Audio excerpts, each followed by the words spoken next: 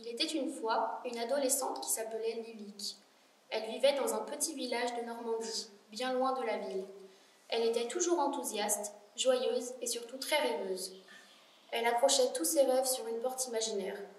Puis, quand elle fermait les yeux et s'endormait, elle avait juste à l'ouvrir et y plonger, pour vivre le rêve qu'elle avait décidé. À une condition, elle devait d'abord affronter un ennemi, qui commençait par une lettre de son choix. Elle les battait tous avec force et détermination. Jusqu'au jour où ses parents lui dirent « Ma fille, tu dois partir à la ville et arrêter de rêvasser. » Lilique ne voulait pour rien au monde partir de son village, mais elle se reprit en main en se disant à elle-même « Je dois devenir sérieuse, ordonnée et aller dans la grande ville pour trouver un travail de bureau et surtout arrêter de rêver. » Une semaine après la conversation avec ses parents, elle partit pour la grande ville. Il loua un petit appartement pour trouver un travail. Malheureusement, à partir de là, de mauvais rêves se mirent à la tourmenter, à chaque fois qu'elle s'endormait. Ils commençaient tous par la même lettre, C, comme cauchemar. En plus du fait que les rêves lui causaient des troubles du sommeil, elle ne pouvait pas trouver de travail, car elle était très fatiguée et n'arrivait plus à se concentrer. « Désolée, pardon, je n'ai pas entendu », disait-elle à chaque fois que celui qui l'embauchait lui demandait si elle écoutait toujours. « Je ne peux pas vous engager, vous êtes trop fatiguée », lui répondait-il. Après le 33e entretien d'embauche raté, elle s'emporta furieuse. « C'en est trop, se dit-elle, je vais affronter mes cauchemars. » Alors, quand elle s'endormit ce soir-là dans son nouveau petit appartement, elle tomba dans un désert couleur cerise. Un immense C majuscule apparut dans les airs, dans un nuage de fumée. Elle entendit une voix courroucée dire alors « Bonjour, Lilique » ou plutôt « Bon cauchemar ».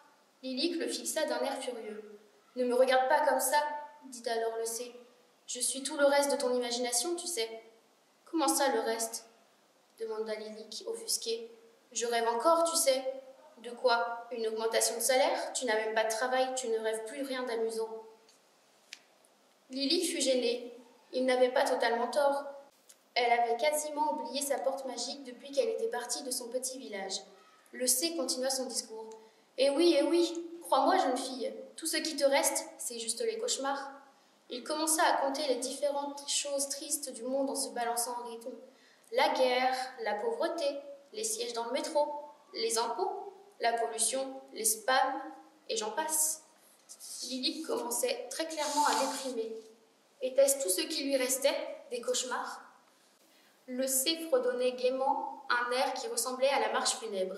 Il arrêta son petit cours de chant et déclama une sorte d'incantation incompréhensible qui commençait surtout par la lettre C. Apparut un gigantesque chat, et elle le reconnaissait. C'était chatoyant, le chat qui savait tout. Il répondait à toutes les questions de manière compréhensible et la sortait des questionnements insensés. Mais celui-là était différent. Le chat, qui était habituellement majestueux et gentil, sortait les griffes et lui crachait au visage. Il poussa un miaulement rauque et sonore, ce qui envahit Lilique de plusieurs questions insensées et incompréhensibles.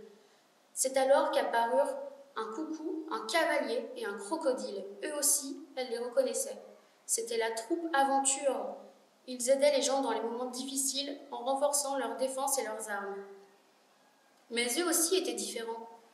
Le coucou qui volait si haut et était si beau avait des plumes en moins et ne savait pas voler. Le cavalier aux paroles habituellement réconfortantes lançait des injures, mais le crocodile, c'était le pire. Lui qui avait le cœur si tendre déchiquetait tout sur son passage et l'accablait de remarques désobligeantes et incessantes. Toute la horde des animaux enragés se jetèrent alors sur Lilique. Elle tenta de se débattre, mais elle avait oublié comment imaginer. Sonnée par les questions angoissantes posées par le chat, blessée et humiliée par les horribles remarques du cavalier et du crocodile, Lilique tomba à terre. Dans sa tête, il eut alors une petite